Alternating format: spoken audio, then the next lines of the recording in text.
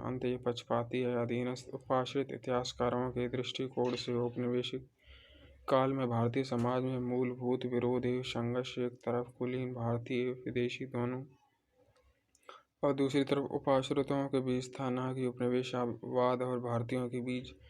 वे विश्वस्त हैं कि भारतीय कभी भी एक साझा साम्राज्यवाद विरोधी संघर्ष में एकजुट नहीं हुए थे। इसके बावजूद वे मानते हैं कि दो भिन्न आंदोलन या धाराएं थी, एक उपाश्रितों की वास्तविक साम्राज्यवाद विरोधी धारा और दूसरी कुलीनों की झूठी राष्ट्रीय आंदोलन धारा। कुलीन धाराएं भारतीय राष्ट्रीय कांग्रेस के आधिकारिक नेतृत्व में कुलीनों की भी शक्ति के लिए संघर्ष करने वाले झुंड से थोड़ा अधिक थी। हालांकि अधीनस्थ उपाश्रित संप्रदाय स्कूल, जिसने शुरू में आम लोगों के दृष्टिगत इतिहास लिखने की वचनबद्धता दिखाई, लोगों की स्वयं की सचेतनता पर आधारित था, लेकिन वैसे नवीन स्रोतों की खोज नहीं कर पाया जो लोकप्रिय अवधारणाओं को अधिकाधिक प्रतिबिंबित कर सके। उसका नवीन लेखन निरंतर उन्हीं पुरानों कुलीन स्रोतों पर आधारित था। अगला है संप्रदायवादी विभाग। राष्ट्रवादी इतिहासकारों की भांति संप्रदायवादी इतिहासकारों ने भी स्वयं को मध्यकालीन भारत और औपनिवेशिक काल की पाठ्यपुस्तकों के औपनिवेशिक इतिहास लेखन तक पूरी तरह सीमित कर लिया। भारतीय संप्रदायवादी इतिहासकारों द्वारा निर्मित सामान्यीकरण को ब्रिटिश इतिहासकारों और प्रशासकों के लेखन में ढूंढा जा सकता है। संप्रदायवादी स्कूल के मतानुसार भारत का मध्यकालीन इतिहास हिंदू मुस्लिम मतभेद एवं संघर्ष की एक लंबी कहानी थी। हिंदू और मुस्लिम स्थायी रूप से शत्रु समूह में विभाजित थे, जिनके आपसी संबंध कड़वे, शत्रुतापूर्ण, विरोधात्मक एवं अविश्वासी थे। विचार न केवल इतिहासकारों के लेखन में प्रतिबिंबित हुआ, अपितु सांप्रदायिक राजनीति नेताओं के हाथों में आकर इसने अधिक उग्र विषाक्त रूप ले लिया। इसके अलावा यह विचार प्रसारित किया गया कि मध्यकालीन भारत में मुसलमानों ने शासक वर्ग का निर्माण किया तथा हिंदू शासित अधीन एवं पराधीन थे। अगला उपागम है कैम्ब्रिज स्कूल उपागम। कैम्ब्रिज संप्रदाय स्कूल का मत है कि औपनिवेशिक काल के दौरान भारतीय समाज मूलतः क्षैतिज लंबवत भागों द्वारा चरितार्थ हुआ और स्थानीय क्षेत्रीय सरदारों के बीच कुटीय शत्रुता एवं प्रतिस्पर्धा द्वारा भारतीय राजनीति का सीमांकन किया गया। इस प्रकार उनके मतानुसार औपनिवेशिक शासन के अधीन मूलतः विरोध साम्राज्यवाद और भारतीयों के बीच नहीं था, अपितु भारतीयों के बीच था। इसके अतिरिक्त कैम्ब्रिज स्कूल के इतिहासकार कहते हैं कि भारतीय राष्ट्रवाद औपनिवेशिक शोषण के विरुद्ध भारतीयों के संघर्ष का परिणाम नहीं था, अपितु ब्रिटिश शासकों द्वारा प्रदत्त लाभों को प्राप्त करने के लिए भारतीयों के बीच के संघर्ष का फल था। राष्ट्रीय आंदोलन के नेता महान विचारों से प्रेरित नहीं थे। राष्ट्रीय आंदोलन के नेता महान विचारों से प्रेरित नहीं थे, बल्कि उसके पश्चात मिलने वाली भौतिक लाभों एवं शक्ति से प्रेरित थे।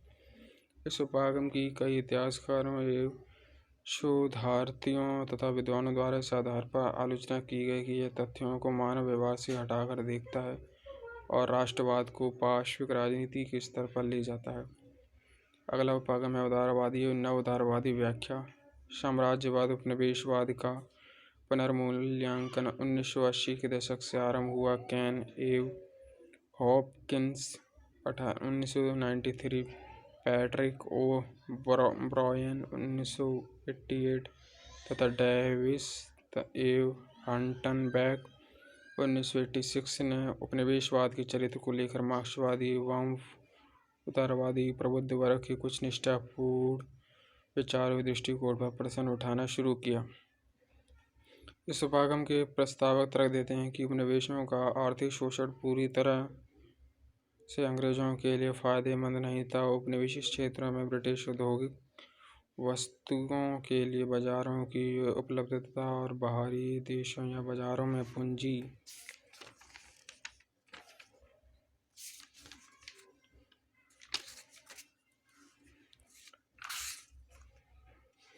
निवेश, भारत में रेल परिवहन की व्यवस्था करना, ब्रिटेन में घरेलू निवेश का हतोत्साहित और नवीन औद्योगिक विकास को प्रभावित कर सकता था।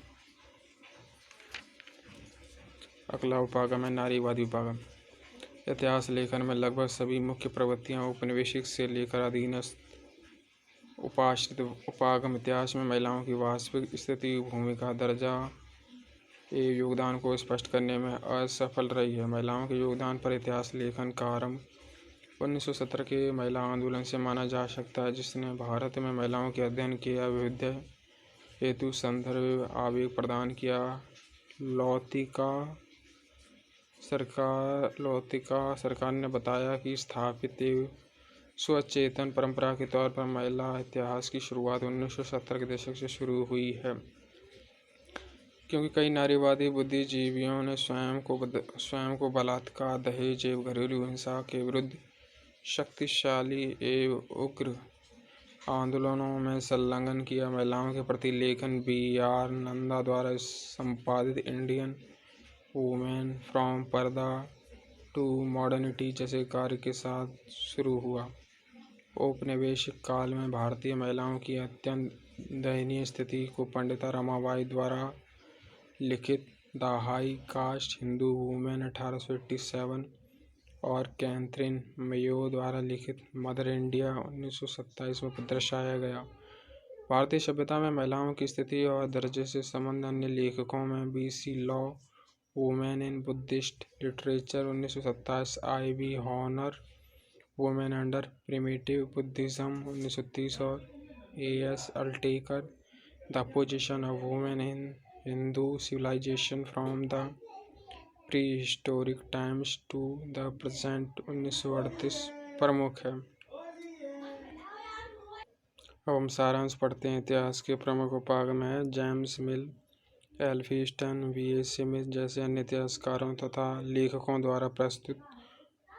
औपनिवेशिक उपागम ने भारत को अवरुद्ध और पिछड़े समाज एवं सभ्यता के तौर पर चित्रित किया, जबकि अपने देश ब्रिटेन को गौरवशाली रूप में प्रस्तुत किया। इस उपागम ने ब्रिटिश द्वारा भारत के औपनिवेशीकरण को न्यायोचित ठहराया। ब्रिटेन को गौरवशाली रूप में प्रस्तुत किया। इस उपागम ने ब्रिटिश द्वारा भारत के औपनिवेशीकरण को न्यायोचित ठहराया। अब राष्ट्रवादी उपागम पढ़ते हैं। ने औपनिवेशिक उपागम के दावे को नकार दिया और ब्रिटिश शासन द्वारा भारत के शोषण को प्रस्तुत किया। मार्क्सवादी उपागम ने भारत में इतिहास लेखन की कला को प्रभावित किया। मार्क्सवादी उपागम ने औपनिवेशिक और साथ ही राष्ट्रवादी उपागम की मूलभूत कमजोरियों को सामने रखा। अगला है संप्रदायवादी उपागम ने, जो मध्यकालीन भारत के औपनिवेशिक इतिहास लेखन पर आधारित था, हिंदू और मुस्लिम को दो भिन्न समूहों के रूप में देखा जो स्थायी रूप से शत्रु समूहों में विभाजित थे। कैम्ब्रिज उपागम ने भारतीयों के बीच अंतर्विरोधों को देखा, न कि साम्राज्यवाद और भारतीयों के बीच। कैम्ब्रिज उपागम ने भारतीयों के बीच अंतर्विरोधों को देखा, न कि साम्राज्यवाद और भारतीयों के बीच। उपाश्रित उपागम ने लोगों की आवाज़ की उपेक्षा करने का आरोप मौजूदा सभी उपागमों पर लगाया। यद्यपि उसने लोगों की स्वचेतना पर आधारित नवीन इतिहास लिखे जाने का दावा किया, तथापि यह अपने कार्य में सफल नहीं हो पाया। अगला है उदारवादी और नव उदारवादी उपागम की शुरुआत 1980 के दशक में इंग्लैंड में हुई। इस उपागम के अनुसार भारत में ब्रिटिश शासन उतना दमनात्मक या शोषणकारी नहीं था जितना वाम राष्ट्रवादी उन्मुख उपागम ने इसे प्रचारित किया। इसके प्रस्तावकों में पैट्रिक ओ ब्रायन, केन हॉपकिंस एवं हटन बैक प्रमुख हैं। भारत में नारीवादी उपागम की शुरुआत 1970 के दशक में हुई, जिसने महिला आंदोलन से आवेग प्राप्त किया। इसी के साथ ओम शांति, ओम शांति, ओम शांति। अगले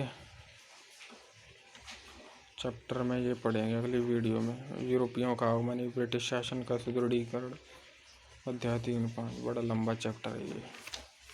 आज के लिए इतना काफ़ी है। उम्मीद करते हैं वीडियो पसंद आई होगी।